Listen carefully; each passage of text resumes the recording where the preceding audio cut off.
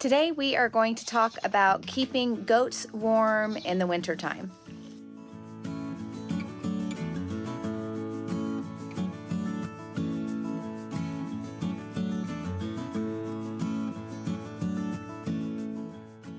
Hey guys, it's Stephanie from the Farmhouse Mom, and today we are going to talk about keeping goats warm in sub-zero weather. And here's my little girlies here, having a little snack, doing well in our new barn that I'm going to show you.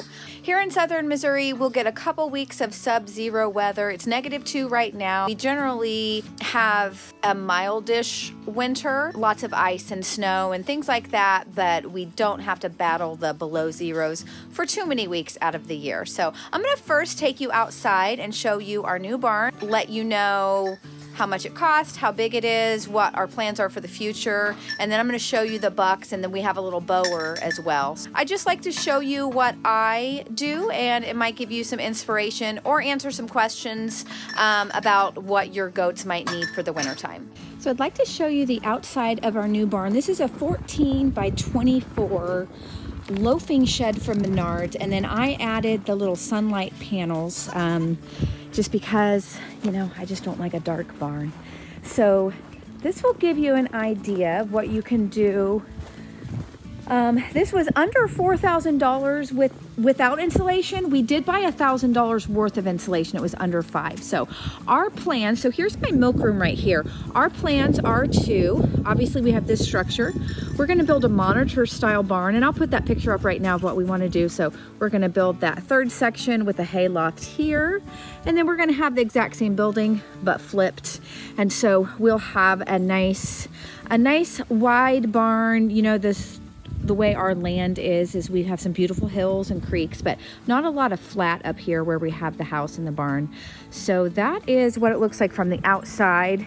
We went black and white. Menards did not have any of the, I usually like red, but I just didn't like their colors. So, and then we built the doors ourselves. We still need to add some trim, but it's looking pretty good, and it has worked really beautifully.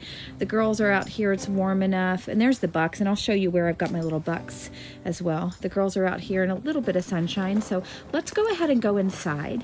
So 14 by 24, I believe that's about 350 square feet. So we've got our feeders out here in the center. I'm gonna go ahead and move those back to where I usually keep them, so you'll get a better idea of the space. So we don't really have a need to lock our goats up at night just because we are really close to the house. It's just right around the corner. You can see our truck really close to the house. We have 4 dogs and they are very, very close. This is just for them to come in inclement weather. And if it's raining or snowing or whatever. So what we have here is 4 stalls total, 2 on each side. So we have 1 sleeping stall here, and then we have 1 sleeping stall here. And then we did put insulation on the roof to help with the heat and the cold. And then my husband put insulation around on this side.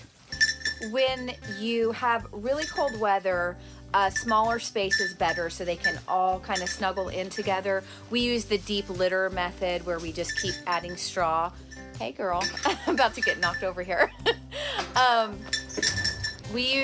Okay girls. All right, I'm gonna have to pick this up because these girls are gonna, these girls are gonna eat my camera. So we use the deep litter method where we just keep adding straw every day.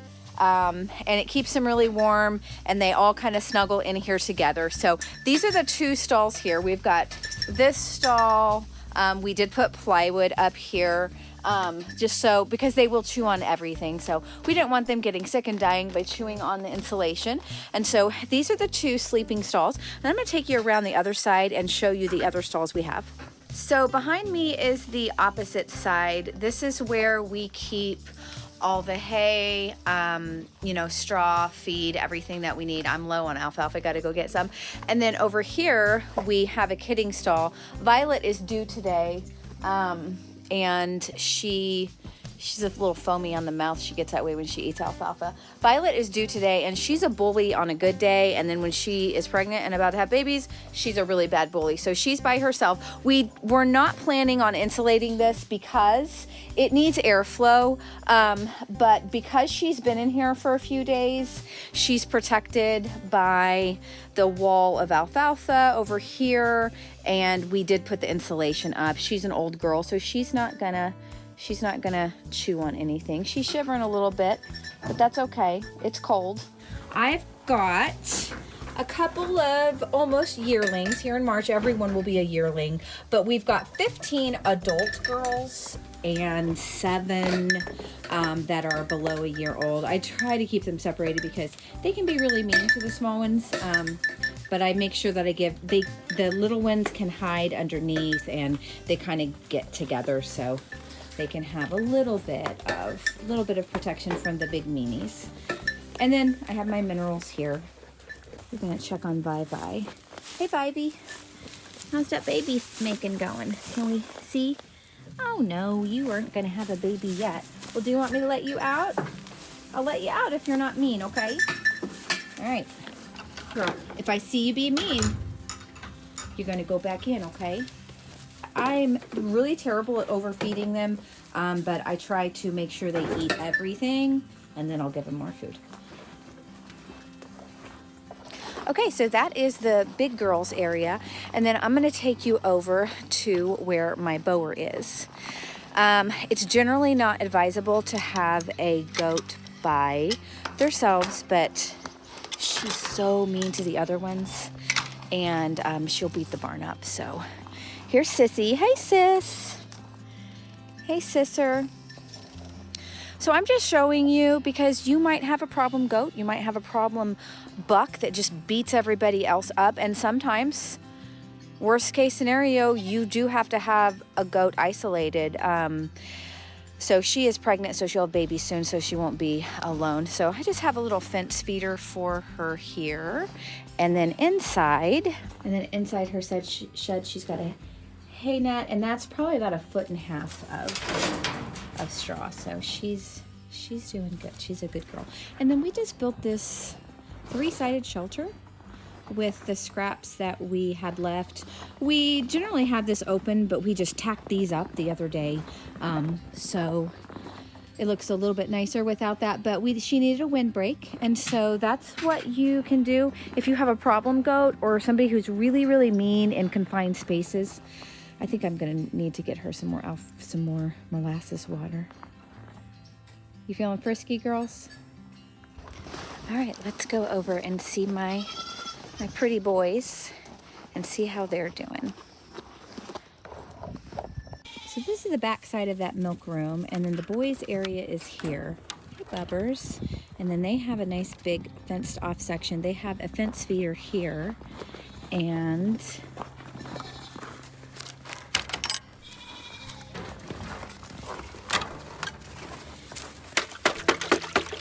take that water a little bit for you boys. This is actually our old chicken coop. We've got some airflow here and just several feet of straw. We've got a hay bag, and they have a spot that's out of the draft and the wind, so they settle down. Their little stinky selves settle down here. Hey, come on, boys. And that's the boys area. Yeah, good boy.